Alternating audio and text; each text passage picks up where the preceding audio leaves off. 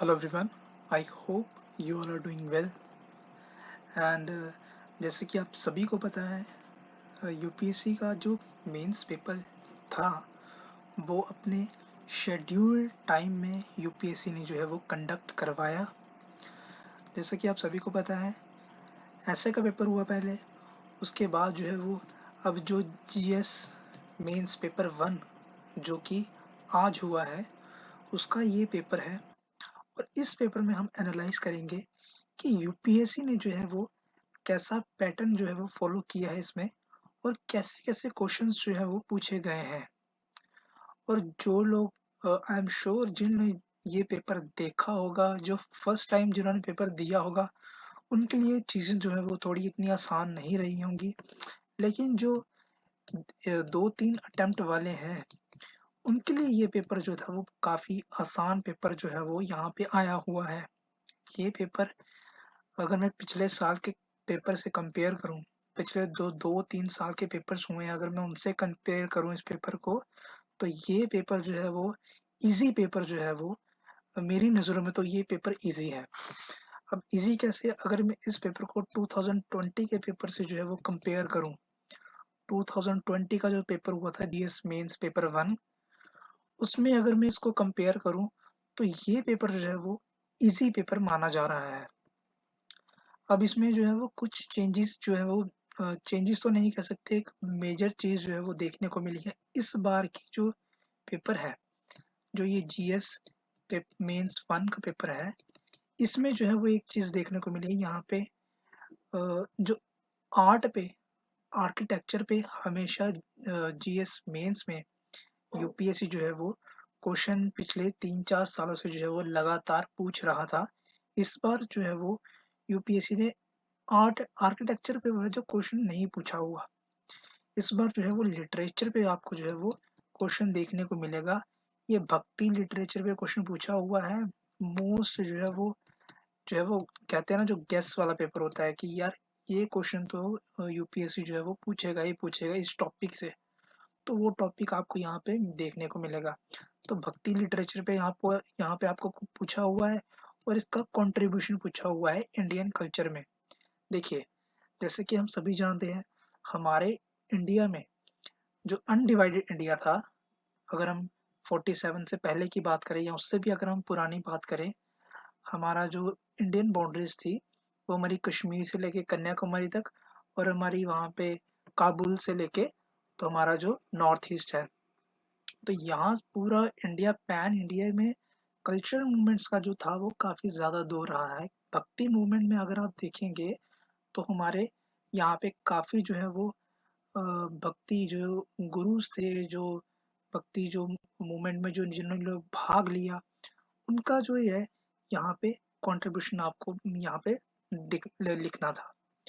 तो ये वाली नेचर और उसका भक्ति लिटरेचर, उसका कंट्रीब्यूशन हमारे इंडियन कल्चर पे, उसका कंट्रीब्यूशन हमारे इंडियन कल्चर पे लिखना था कि कैसे कैसे उन्होंने उन्होंने जो है कंट्रीब्यूट किया हमारे इंडियन कल्चर पे, कैसे जो है वो उसके ट्रेडिशंस को जो है वो आज उसके उसने जो है वो आज भी जो है वो उनको फॉलो किया जाता है और क्या क्या हिस्टोरिकल पर्सपेक्टिव जो है उसके रहे थे।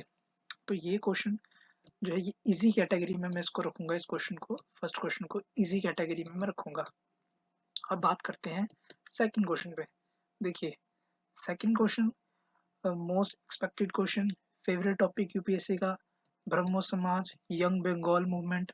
आप सभी को पता है सोशल रिलीजियस रिफॉर्म्स जो थे वो बंगाल में सबसे ज़्यादा जो है वो सक्सेसफुल माने जाते हैं। बंगाल जो था ब्रिटिशर्स के टाइम पे भी, और अगर हम पुराने टाइम पे भी देखें तो बंगाल एक हब रहा है सोशल रिलीजियस मूवमेंट्स का।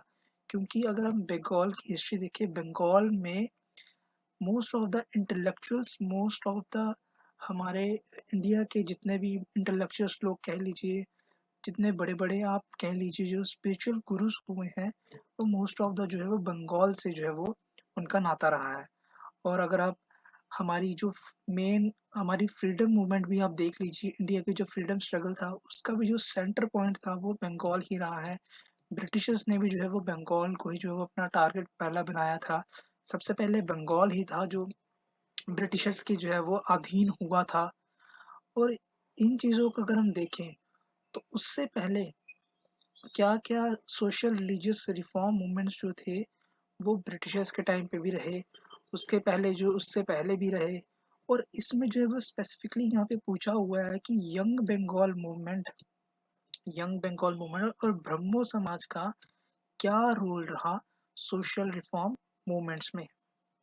तो ये भी क्वेश्चन जो है वो काफी फेवरेट टॉपिक है यूपीएससी का और एक्सपेक्टेड क्वेश्चन जो यहाँ पे ये माना जाता है। इस क्वेश्चन को भी जो है वो मैं इजी कैटेगरी में रखूंगा। अब चलते हैं अपने सेकंड क्वेश्चन की तरफ और सेकंड क्वेश्चन आप यहाँ पे देख रहे होंगे। यहाँ पे पूछा हुआ है मेन एडमिनिस्ट्रेटिव इश्यूज क्या रहे, सोशल कल्चर प्रॉब्लम्स क्या रही, integration of Indian princely state. अभी इस क्वेश्चन को यूपीएससी ने जो है वो दो तरीका हुआ है। एक तो आपको बताने थे इसके एडमिनिस्ट्रेटिव इश्यूज बताने थे, क्या क्या मेन एडमिनिस्ट्रेटिव इश्यूज रहे, और दूसरा बताना था सोशल कल्चरल प्रॉब्लम्स क्या रही। हमारे जो प्रिंसली स्टेट्स थे उस टाइम पे प्रिंसली स्टेट थे उनका इंटीग्रेशन करवाने के लिए भारत में। अब कुछ लोग जो है वो इस क्वेश्चन को जो है वो दो तरीके से देखेंगे। एक तो इस क्वेश्चन को देखेंगे लोग कि 1947 से पहले 47 से पहले भी देखेंगे और देखेंगे 47 के बाद क्या क्या जो थी हमारे इंटीग्रेशन में इंडिया को बनाने में क्या क्या एडमिनिस्ट्रेटिव और सोशल कल्चर जो प्रॉब्लम्स थी वो आई।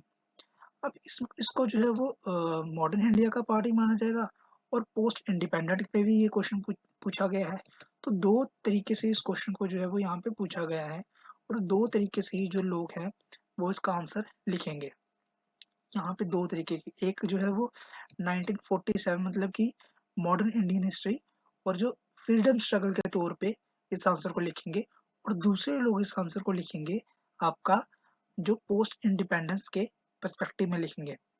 लेकिन आपको इस चीज को जो है वो बैलेंस करके चलना था। यहाँ पे आपको क्या करना था, आपको एडमिनिस्ट्रेटिव इश्यूज बताने थे कि क्या क्या एडमिनिस्ट्रेटिव इश्यूज रहे।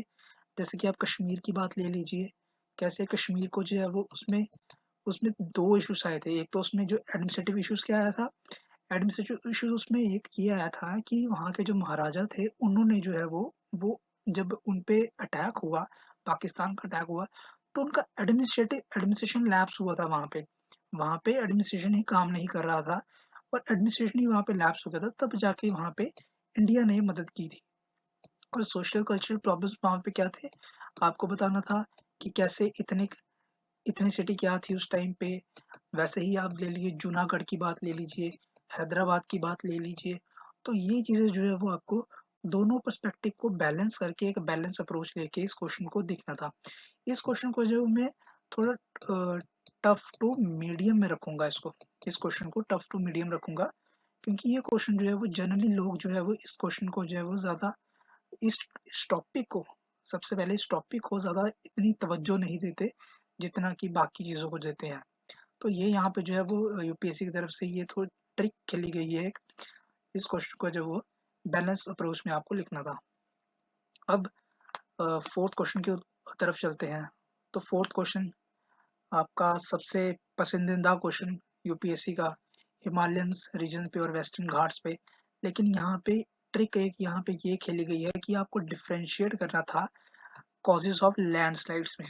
देखिए बंगाल जो आपका हिमालयन रीजन है जो ये अभी माउंटेन्स बड़े हो रहे हैं, ये यंग माउंटेन्स है, ये यंग माउंटेन्स है। और आपके जो वेस्टर्न घाट्स आपके जो है वो ये आपके माउंटेन्स जो है वो अभी ये माउंटेन नहीं, आपको एक तरफ से आपका प्लेट्यू बन चुका है। ये प्लेट्यू आप डेक्कन प्लेट्यू आपको पता है, तो उसमें ये वेस्टर्न घाट्स आपके यहाँ पे आते हैं। तो उसके तरीके में आपको ये क्वेश्चन लिखना था कि कैसे कैसे डिफरेंशिएट करना था इसमें। तो ये क्वेश्चन जो है वो मीडियम क्वेश्चन है, इतना मुश्किल क्वेश्चन जो है वो ये नहीं है। तो इसमें आपको जो है वो एग्जांपल्स दे देनी थी सबसे पहले कि हाइट वगैरह और वो आपका क्लाइमेट का क्या इशू है यहाँ पे। और यहाँ पे आपको जो है वो वेस्टर्न घाट्स में आपको जो है वो इन्वायरमेंट के रिलेटेड, इकोलॉजी के रिलेटेड आपको जो है वो यहाँ पे डाइवर्सिटी मिलती है, और उतनी डाइवर्सिटी आपको जो है वो हिमालयंस में जो है वो हिमालयास में नहीं मिलती।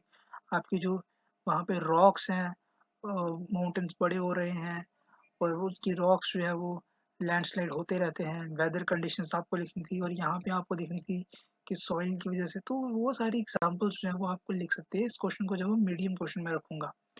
अभी तक हमने देखे 2 क्वेश्चन आपके जो है काफ़ी ईज़ी क्वेश्चन आए हैं। एक क्वेश्चन जो है आपका थोड़ा टफ से मीडियम है, एक आपका जो है वो मीडियम क्वेश्चन है। यूपीएससी का फेवरेट टॉपिक है ये, तो ये चीज़ आपको देखनी थी। अब हम 5th क्वेश्चन की बात करते हैं। 5th क्वेश्चन में आपको जो है वो 5th क्वेश्चन, ये आपको अगर आपने एनसीईआरटी पढ़ी होगी, तो एनसीईआरटी में आपको जो है वो ये क्वेश्चन आपको सबसे ईज़ी क्वेश्चन जो है वो माना जाएगा। लेकिन यहाँ पे ट्रिक एक ये खेल दी है यूपीएससी ने इस क्वेश्चन को टफ बनाने के लिए। यहाँ तक यहाँ तक तो ये ठीक था, ये क्वेश्चन यहाँ तक ठीक था, लेकिन यहाँ पे यूपीएससी ने ट्रिक यहाँ पे ये खेल दी है, इसको इसको और टफ बनाने के लिए यहाँ पे यूपीएससी ने यहाँ पे क्या किया, यहाँ पे ये लिख दिया कि जो इंडिया की माइनिंग इंडस्ट्री है उसका कंट्रीब्यूशन जो जीडीपी में है वो उतना नहीं है परसेंटेज के पर्सपेक्टिव में, despite being the despite being the one of the one of the countries of the Gondwana land. तो यहाँ पे ये क्वेश्चन जो है वो आपको मीडियम में, इस क्वेश्चन को मैं यहाँ पे रखूंगा। तो ये क्वेश्चन जो है वो आप दो तरीके से लिख सकते थे। सबसे पहले आपको जो है वो रिप्रेजेंटेशन, इस क्वेश्चन में जो है वो इतना मटेरियल जो है वो बच्चों को नहीं, बच्चे सोचेंगे कि ये इकोनॉमी का क्वेश्चन कहाँ से पूछ दिया, ये तो इकोनॉमी का क्वेश्चन ही लग रहा है मैक्सिमम। लेकिन आपको ये ह्यूमन ज्योग्राफी से, आपको ये ह्यूमन ज्योग्राफी और आपका मेन जो आपकी फिजिकल ज्योग्राफी है, वर्ल्ड की फिजिकल ज्योग्राफी, उससे क्वेश्चन पूछा गया है ये। तो ये चीज़ आपको जो है वो ध्यान में रखनी थी। और इस इन क्वेश्चंस में क्या होता है, इन क्वेश्चंस में आपकी रिप्रेजेंटेशन काम आती है, क्योंकि यहाँ इस क्वेश्चन में जो मटेरियल की थोड़ी जो है वो आपको संभाल के लिखना पड़ता है कि आपको जब आप ये क्वेश्चन लिखना है तो आपको पूरा इकोनॉमी का क्वेश्चन नहीं बनाना है इसको।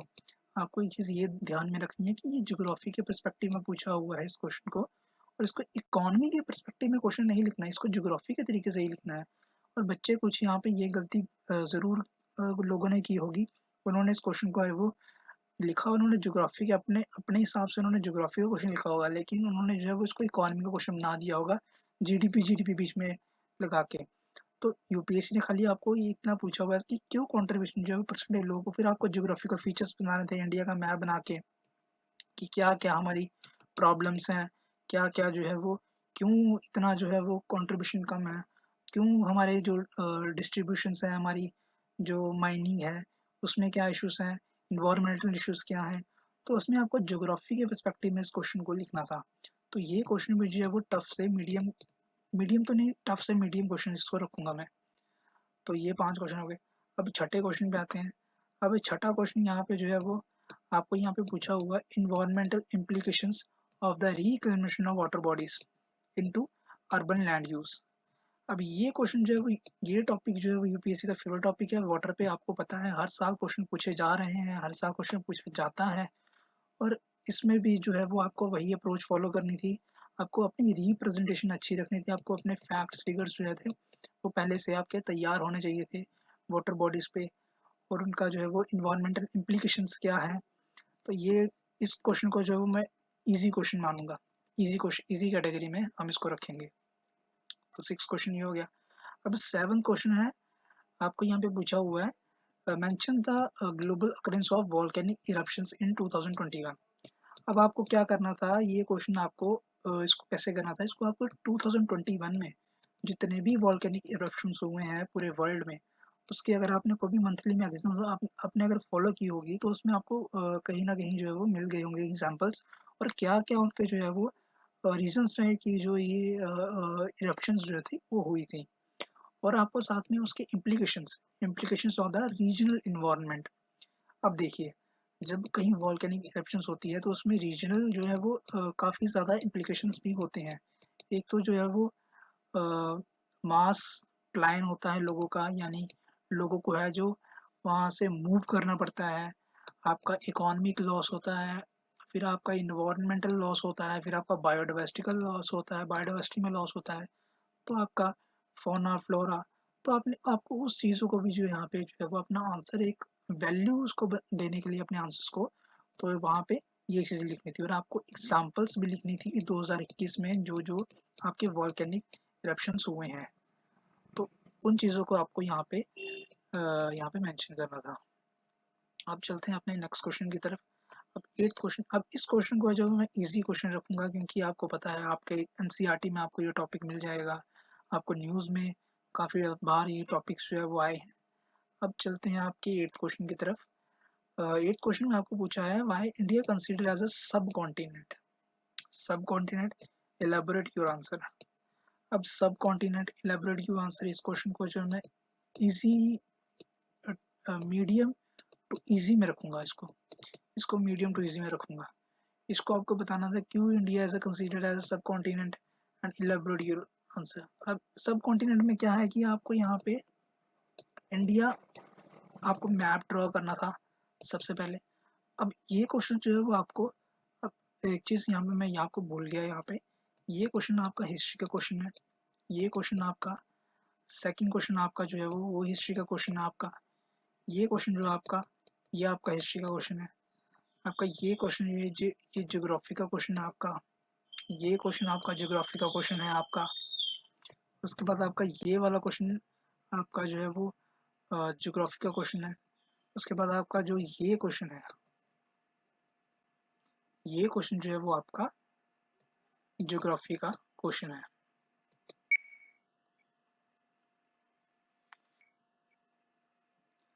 तो अभी तक हमने कितने, 8 क्वेश्चन हमने देखे। तो 8 में से अभी जो हमने पहले 3 क्वेश्चन देखे वो आपके हिस्ट्री के क्वेश्चन थे, और 4, 5, 6, 7 और 8 ये आपके जो थे आपके ज्योग्राफी के क्वेश्चन थे। तो अभी तक हमने कितने, 8 में से कितने, 4 आपके ज्योग्राफी के क्वेश्चन थे, और आप 5 आपके ज्योग्राफी के क्वेश्चन थे, और 3 आपके जो है वो मॉडर्न, सॉरी, आपके हिस्ट्री के क्वेश्चन थे। तो ये 8 क्वेश्चन आपके हो गए। अब हम 9th क्वेश्चन में चलेंगे। तो 9th क्वेश्चन में आपको जो पूछा हुआ है वो आपको पूछा हुआ है uniqueness of traditional knowledge system when compared with the main stream knowledge and the cultural system. अब ये आपका जो क्वेश्चन है वो आपका सोसाइटी के पर्सपेक्टिव में इसको पूछा गया है।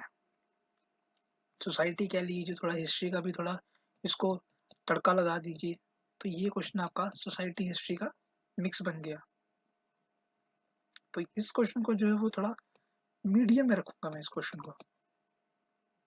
अब 10th क्वेश्चन पे चलते हैं। तो 10th क्वेश्चन में आपको जो है वो गिग इकोनॉमी के बारे में यहाँ पे पूछा हुआ है। अगर आप सभी ने ध्यान से आपने पढ़ा होगा तो आपको पता होगा कि आपने जो है वो रिसेंटली गवर्नमेंट ने जो है सोशल सिक्योरिटी कोड जो है वो गवर्नमेंट ने लॉन्च किया था, वो बिल लाए थे और वो पास किए थे बिल।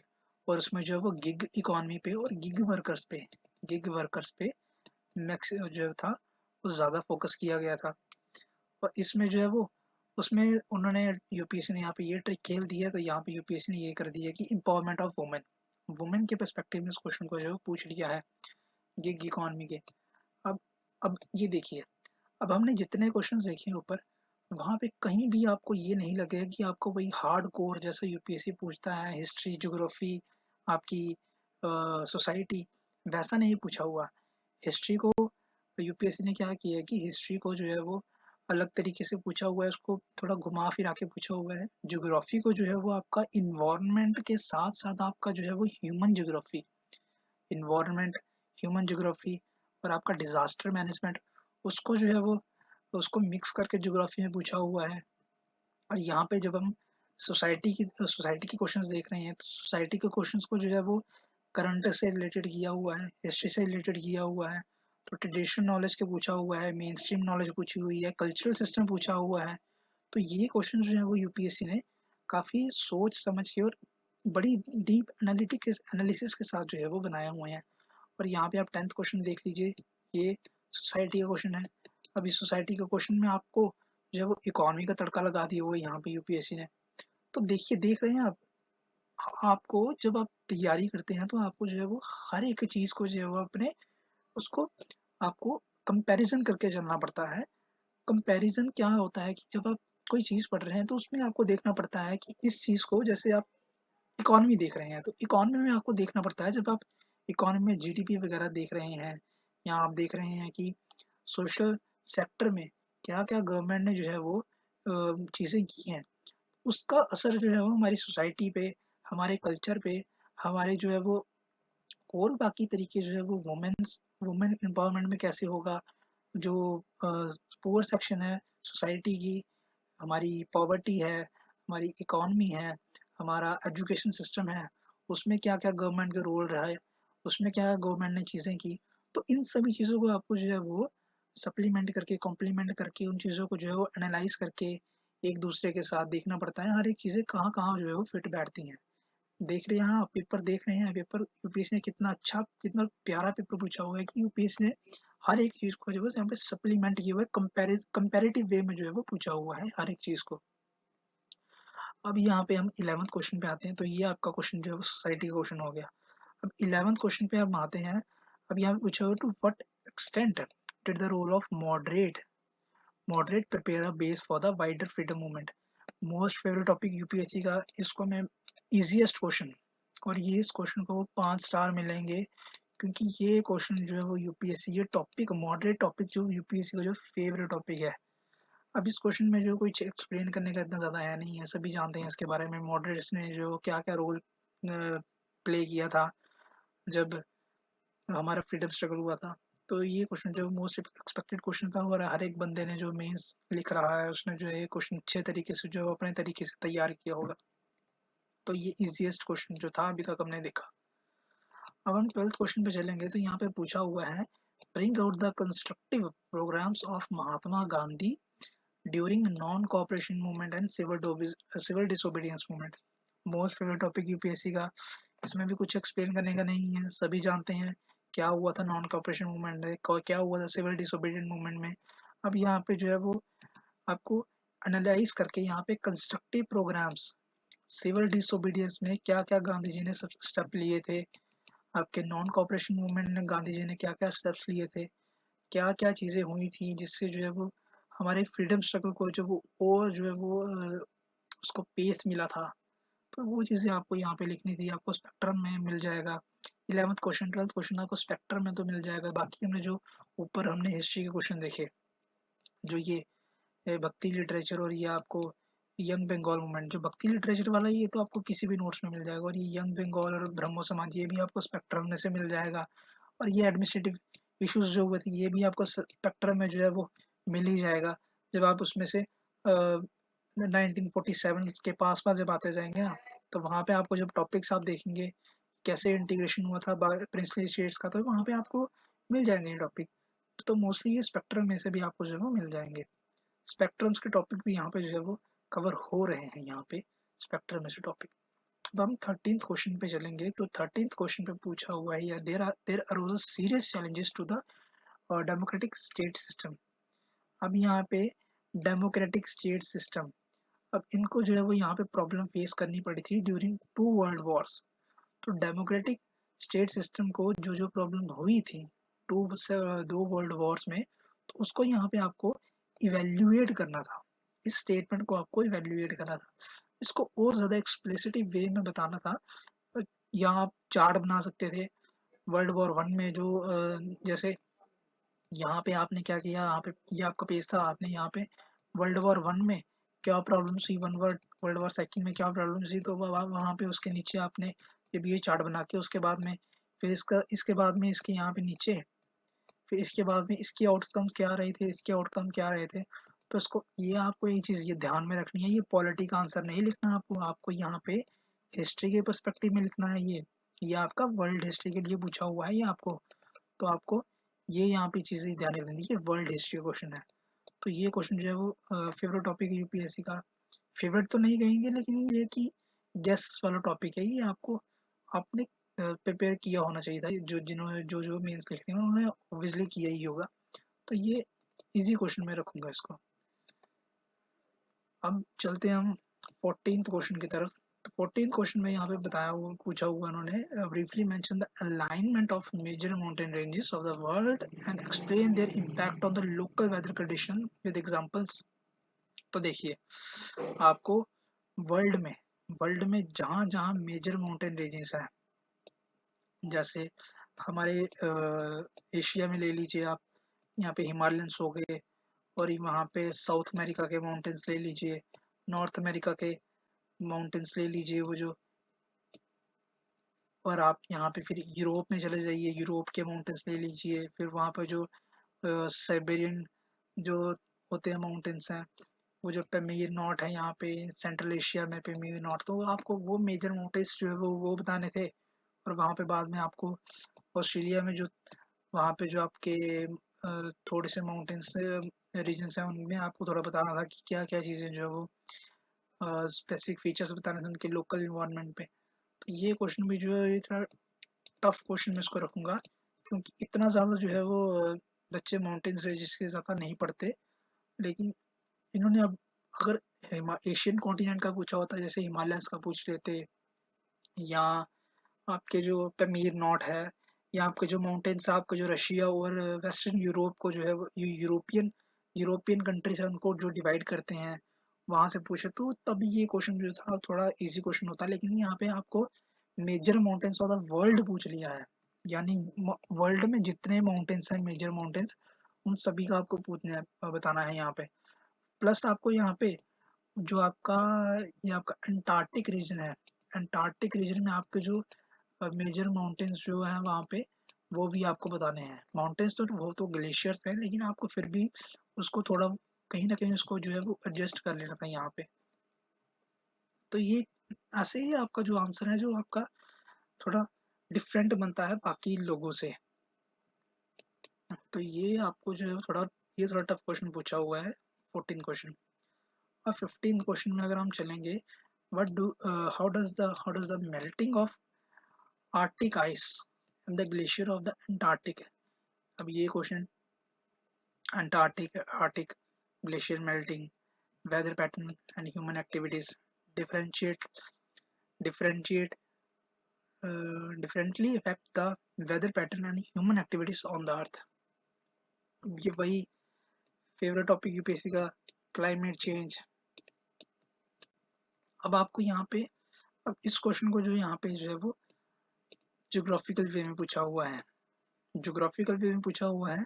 इसमें आपको जो है वो बताना था कि कैसे जो है वो हमारे वेदर पैटर्न को जो है वो ये इफेक्ट कर रहा है, human activities on the earth उसको कैसे जो है वो इफेक्ट कर रहा है।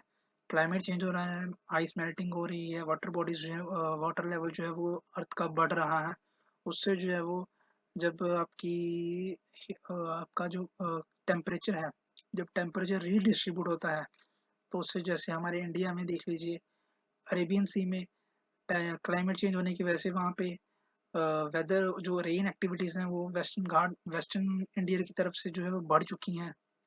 हमारे साइक्लोन्स वगैरह जो है वो काफ़ी ज़्यादा आ रहे हैं। अभी आपने नॉर्थ अमेरिका में देखा होगा जो अभी साइक्लोन आया था। तो ये सारी चीज़ें जो है वो आपको मेंशन करनी थी यहाँ पे इस आंसर में, और कैसे ह्यूमन एक्टिविटीज ह्यूमन की सेटलमेंट्स पे जो है वो क्या इफेक्ट इसका हो रहा है। तो ये क्वेश्चन जो है वो फेवरेट टॉपिक है यूपीएससी का, एक्सपेक्टेड क्वेश्चन था, पूछा गया।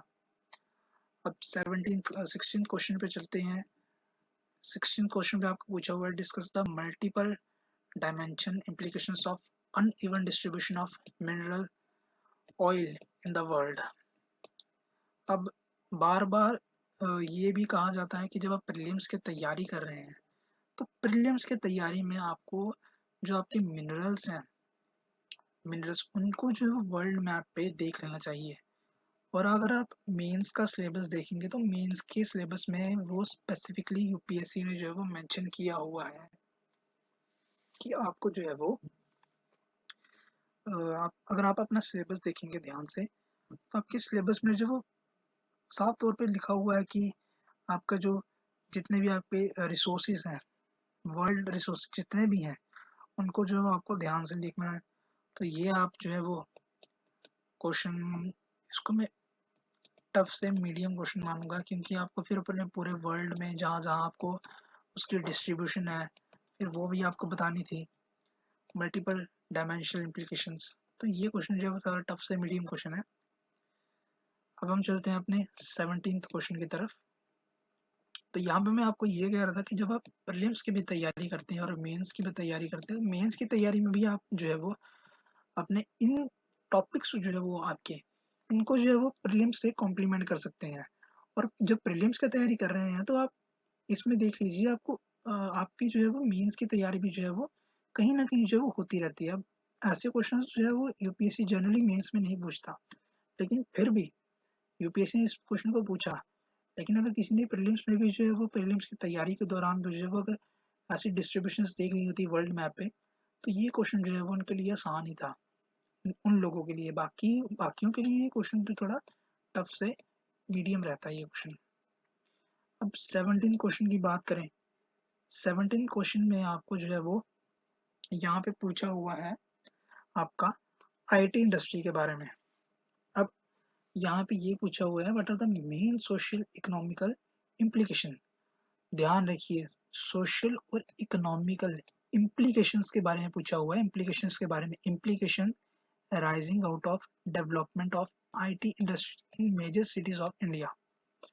अब ये आपका जो है वो आप कह लीजिए ये आपका सोसाइटी का क्वेश्चन हो गया, सोसाइटी का क्वेश्चन हो गया। उसको यूपीएससी ने जो है वो आपका ह्यूमन सेटलमेंट से जो है वो कंपेयर कर दिया और रिसेंट डेवलपमेंट्स के साथ उसको कंपेयर कर दिया। तो ये क्वेश्चन भी जो है वो आपका टफ से मीडियम क्वेश्चन है। अब चलते हैं 18वें क्वेश्चन की तरफ। तो 18वें क्वेश्चन में जो है वो आपको यहाँ पे पूछ रहा है discuss the main objectives of population education. वैसे ही जैसे मैंने आपको पहले भी कहा था कि जो यूपीएससी के हॉट टॉपिक्स होते हैं, एजुकेशन, पॉवर्टी, वुमेन, फिर आपका हेल्थ, आपका अनएम्प्लॉयमेंट, फिर आपका जो है वो ह्यूमन सेटलमेंट, क्या क्या ज्योग्राफी के टॉपिक्स ले लीजिए, वॉल्केनोस, आपका साइक्लोन्स, उनका इफेक्ट। तो ये सारे हॉट टॉपिक्स हैं जो ये सारे यूपीएससी हर साल पूछता है और हर साल इस पे क्वेश्चन आता ही आता है। अब यहाँ पे पॉपुलेशन एजुकेशन पे आ गया, point out the measures to achieve them in India in details. अब यहाँ पे आपको सभी को पता है कि एजुकेशन पॉलिसी आई है इंडिया की। तो एजुकेशन पॉलिसी आई है तो एजुकेशन पे तो क्वेश्चन बनेगा ही बनेगा। और एजुकेशन पे जब क्वेश्चन बनेगा तो उसका जो है वो आपको फिर डायमेंशंस देखने की कहाँ कहाँ यूपीएससी क्वेश्चन पूछ सकता है। जैसे हिस्टोरिकल पर्सपेक्टिव में भी क्वेश्चन पूछता है, हिस्टोरिकल पर्सपेक्टिव में हमारी एजुकेशन सिस्टम कैसे हुआ जब वो मैकॉले कमेटी बैठी थी, वहाँ पे क्वेश्चन बन सकता है। अब इसका सोसाइटी में क्वेश्चन बन सकता है कि सोसाइटी में इसका क्या असर होगा। तो वो सोसाइटी में यूपीएससी ने पूछ लिया तो ये सोसाइटी का क्वेश्चन है आपका 18th क्वेश्चन। और सोसाइटी में आया तो आपका इकोनॉमी का क्वेश्चन भी जैसे बन सकता है कि अगर नई एजुकेशन पॉलिसी आई है तो क्या क्या बच्चे जो है वो नई नई फील्ड्स जो है वो उनको एक्वायर करेंगे। जब नई फील्ड्स को एक्वायर करेंगे तो हमारी इकोनॉमी जो है वो कैसे ग्रो होगी। तो इंडस्ट्री जो है वो जब नई नई फील्ड्स आएंगी तो उसमें जो इन्वेस्टमेंट होगी तो जो है वो वहाँ पे आपका इंडस्ट्री जब ग्रो हो, जब एजुकेशन इंडस्ट्री ग्रो होगी तो उसमें जो है वो इकोनॉमी का क्वेश्चन बन गया। और इसके साथ ही इस क्वेश्चन को जो अब वहाँ पे एथिक्स के पर्सपेक्टिव में पूछ लो कि एथिक्स को जो है वो क्या, जैसे आपको पता होगा कि दिल्ली दिल्ली एजुकेशन सिस्टम में एक उसमें वहाँ पे एक हैप्पी क्लासेस कुछ ऐसी होती हैं। तो उसको जो है वो एथिक्स में भी जो है पूछ सकता है, ऐसे ही पूछ सकता है। तो ये क्वेश्चन जो है वो आप मान के चलिए इजी क्वेश्चन है, एक्सपेक्टेड क्वेश्चन था, यूपीएससी ने पूछ लिया। अब कुछ बच्चे यहाँ पे 19 क्वेश्चन में कंफ्यूज हो गए कि क्या साइंस एंड टेक का पेपर पूछ लिया गया ये। अब यहाँ पे क्रिप्टो करेंसी का क्वेश्चन पूछ लिया। तो देखिए, क्रिप्टो करेंसी सिर्फ आपको डेफिनेशन थोड़ी सी उसकी बतानी थी हेडिंग में आपको सिर्फ क्रिप्टो करेंसी बताना था। What does it effect global, how does it effect global society. फिर आपको देखिए, जब ऐसे क्वेश्चन आपको पूछे जाते हैं, जब आपको एक क्वेश्चन में आपको तीन तीन क्वेश्चन पूछना है, तब आपको पॉइंट्स में नहीं लिखना होता। तब आपको क्या करना होता है कि पहले एक क्वेश्चन को पकड़ा, what is crypto currency, crypto currency को डिफाइन किया, फिर उसमें उसको तीन चार लाइंस में डिफाइन किया। फिर वहां पे आपके, अब आप आगे आपकी मेन चीज पे, how does it effect global society. जब ग्लोबल सोसाइटी की बात आई फिर इस चीज को आप पॉइंट्स में लिखिए। फिर इस चीज को आप पॉइंट्स में लिखेंगे, has it been affecting Indian society. जब इंडियन सोसाइटी में आया तब इस चीज को जो इसको भी पॉइंट्स में लिखिए। देखिए, डेफिनेशन आपको हमेशा जो है वो डेफिनेशन आपको जैसे आप लिखते हैं पैराग्राफ में, उसको पैराग्राफ में ही लिखिए, क्योंकि आपको 250 मार्क्स का यहाँ पे ये क्वेश्चन पूछा हुआ है, तो 250 मार्क्स में आपको वहाँ पे वर्डिंग, आपकी वर्ड लेंथ आपकी ज़्यादा होनी चाहिए थी। तो अगर ये आपका 150 वर्ड्स का होता, अगर 10 मार्क्स का होता, तो फिर आप जो है वो पॉइंट्स में सारा आंसर जो है अपना पॉइंट्स में लिख सकते हैं, लेकिन इसमें आपको 250 मार्क्स का पूछा हुआ है और ये क्वेश्चन में आपको तीन तीन चीज़ें पूछ ली हुई हैं। What is crypto currency, global society में उसका क्या असर पड़ा, इंडियन सोसाइटी में उसका क्या असर पड़ा। ग्लोबल सोसाइटी में आप देख रहे होंगे तो ग्लोबल सोसाइटी में इसका क्रिप्टो करेंसी काफ़ी ज़्यादा क्रेज हो गया हुआ है, और यहाँ पे ग्लोबल क्रिप्टो जो है वो सिटीज़ जो है वो क्रिप्टोज सिटीज़ जो है वो खुल रही हैं, उसमें जो है वो आप टोटली हर एक चीज़ जो है वो क्रिप्टो करेंसी पे चलेगी। कोई वहाँ पे कैश नहीं यूज़ होगा, कोई और करेंसी नहीं यूज़ होगी। जिस कंट्री में खुला हुआ है उसकी करेंसी नहीं यूज़ होगी, केवल और केवल क्रिप्टो करेंसी यूज़ होगी। जैसे दुबई में ही देख लीजिए आप।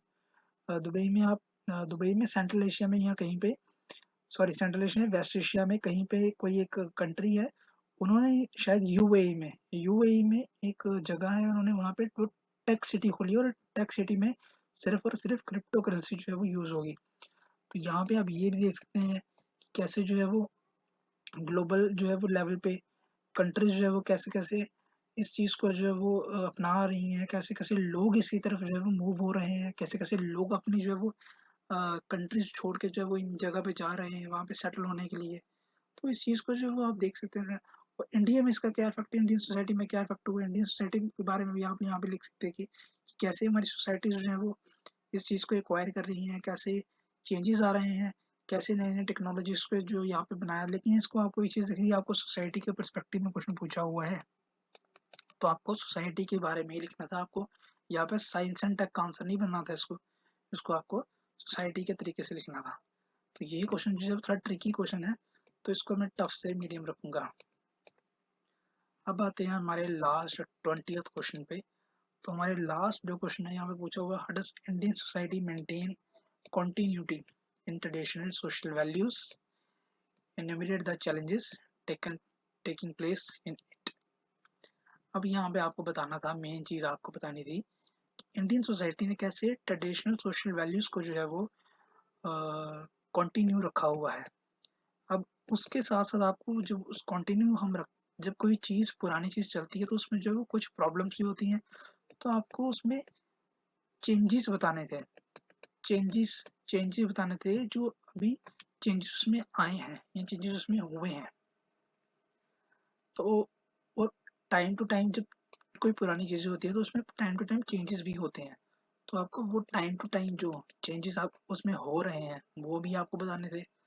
तो ये भी क्वेश्चन जो है वो यूपीएससी के फेवरेट टॉपिक है, ट्रेडिशनल सोशल वैल्यूज पे अक्सर क्वेश्चन पूछे गए हैं, अगर आपने प्रीवियस ईयर पेपर देखा होगा तो उसके मुकाबले जो है वो ये क्वेश्चन जो है तो एक्सपेक्टेड क्वेश्चन था।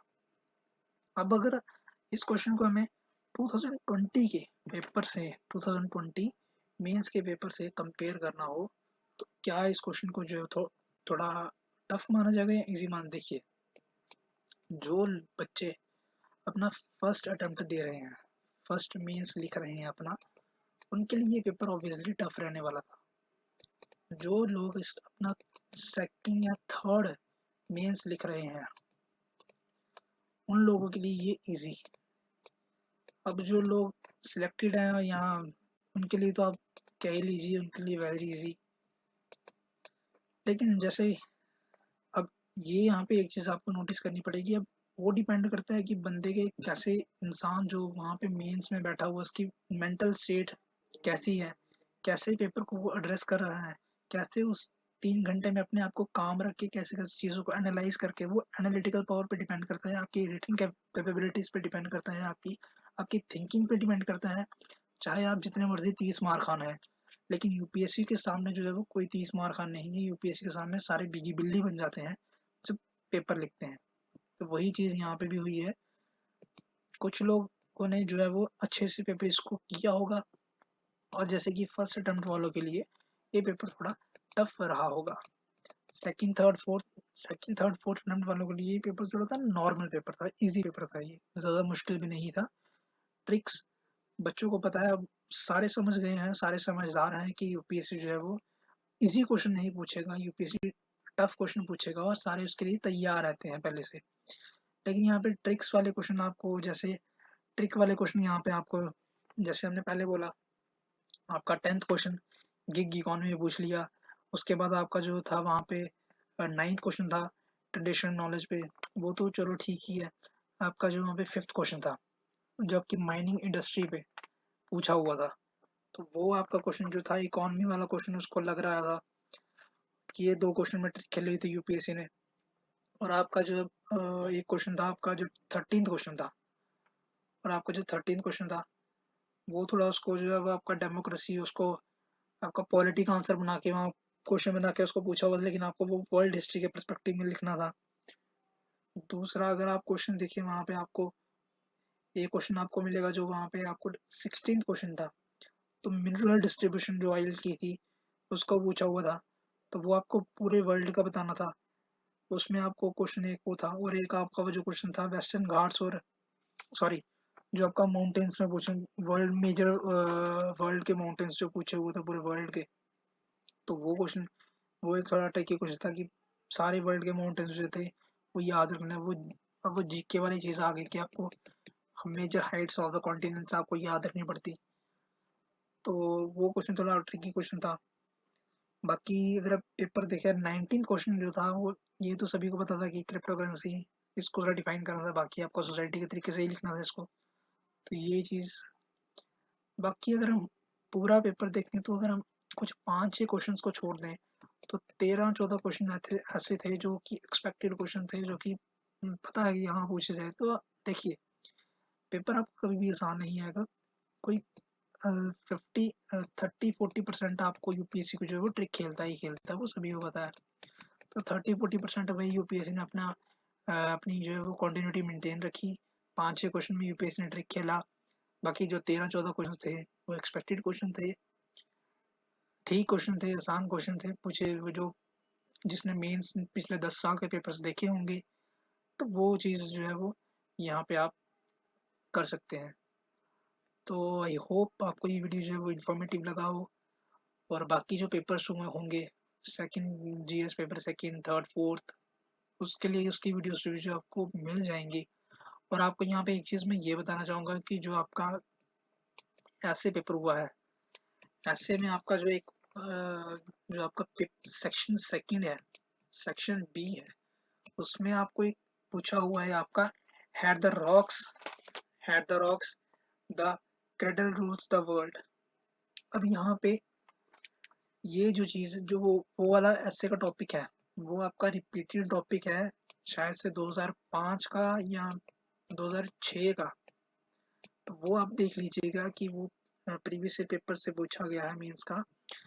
तो बाकी आपके जो 12-13 क्वेश्चन है ये भी आपके प्रीवियस पेपर से टॉपिक्स, पेपर तो नहीं कह सकते, टॉपिक आपके वही थे जहाँ से पूछा गया था। बाकी आपका 30-40% जो आपका वो ट्रिक यूपीएससी हमेशा खेलता है। तो मेरे हिसाब से इस पेपर को जो था वो मैं, अगर मेरे हिसाब से इस पेपर को देखा जाए तो ये पेपर जो था वो 70% आपका जो पेपर था ये इजी पेपर था, 30% आपका पेपर ये टफ पेपर था। तो ये मेरी असेसमेंट है इस पेपर के बारे में। बाकी जो लोग फर्स्ट अटेम्प्ट वाले थे उनके लिए पेपर थोड़ा ट्रिकी रहने वाला था पेपर, फर्स्ट अटेम्प्ट वालों के लिए। बाकी जो 2-3 अटेम्प्ट दे रहे थे, जैसे मैंने आपको पहले भी कहा, तो ये पेपर उनके लिए जो था वो ठीक ठीक पेपर था उनके लिए, मतलब वो मैनेज कर सकते थे अपना इस पेपर में। तो वही बार बार कहते हैं, सारे कहते हैं, टॉपर्स भी कहते हैं, हम भी कहते हैं, जो हमारे नोन होते हैं कि आप प्रीवियस ईयर पेपर्स, PYQs आप ज़रूर देखिए मेंस के। अब जो लोग जो है वो 2022-23 की तैयारी कर रहे हैं, तो उनके लिए यहाँ पे ये स्पेसिफिकली ये एडवाइस रहेगी।